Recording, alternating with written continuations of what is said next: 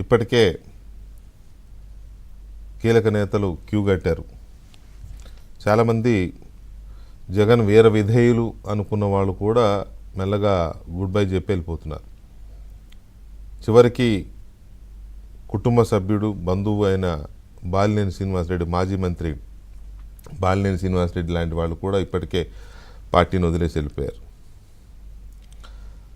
ఇవాళ కూడా ఒక ఇద్దరు భీమవరం మాజీ ఎమ్మెల్యే పవన్ కళ్యాణ్ మీద గెలిచిన మాజీ ఎమ్మెల్యే గ్రంథి శ్రీనివాస్, అలాగే మాజీ మంత్రి అవంతి శ్రీనివాస్, భీమిలి, ఇవాళ వీళ్ళిద్దరూ పార్టీకి రిజైన్ చేశారు. ఇంకా చాలామంది పేర్లు వినబడుతున్నాయి. ఆల్రెడీ మాజీ ఉప ముఖ్యమంత్రి ఏలూరు ఆళ్ల నాని, ఆయన పేరు 4 రోజులకు వస్తుంది. అసలు మొన్న అయితే అయిపోయింది, ప్రెస్ మీట్ పెడతాడన్నారు. మళ్ళీ ఏదో మరి ఎక్కడ తేడా వచ్చిందో, లేకపోతే చేరికల దగ్గర ఆగిందా, లేకపోతే ఇక్కడే ఏమన్నా హోల్డ్ చేసే ప్రయత్నాలు జరుగుతున్నాయో తెలియదు. కానీ మొత్తం మీద అయితే అది కూడా లైన్లో ఉన్నారు. సో ఇట్లా ఇప్పటికీ కీలకమైన నేతలు, మహిళా నేతలు కొంతమంది వెళ్ళిపోయారు. ఎందుకు వైసీపీ ఖాళీ అవుతోంది, వైసీపీ నుంచి ఈ రకమైన వలసలు జరగడం గల కారణం ఏంటి అనేది ఒక కీలకమైన అంశమైతే, అధికారం కోల్పోయిన తర్వాత ఇక సమీప భవిష్యత్తులో అధికారం లేదు రాదు అనుకున్నప్పుడు ఇలాంటి ఎక్కువ జరుగుతూ ఉంటాయి. సో వైఎస్ఆర్ కాంగ్రెస్ పార్టీకి భవిష్యత్తు కనిపించకనే వీళ్ళు క్యూ కట్టారా అనే అంశం ఒకటి బాగా చర్చ జరుగుతుంది. తర్వాత జగన్మోహన్ రెడ్డి తీసుకుంటున్న నిర్ణయాలు కానీ, జగన్మోహన్ రెడ్డి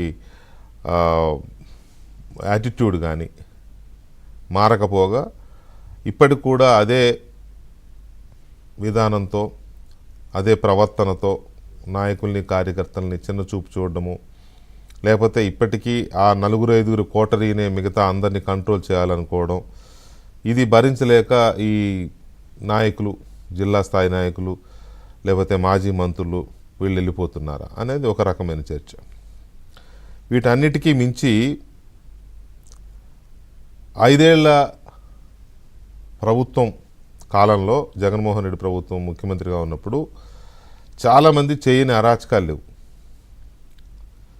చాలామంది రకరకాల అవినీతి కార్యకలాపాలు, లేకపోతే ప్రజల మీద దాడులు, భూములు లాక్కోవడాలు, ఇసుక, లెక్కర్, ఇట్లా ఒకటని కాదు ఇంకా చాలా అన్నీ ఇప్పుడు జరుగుతున్నాయి.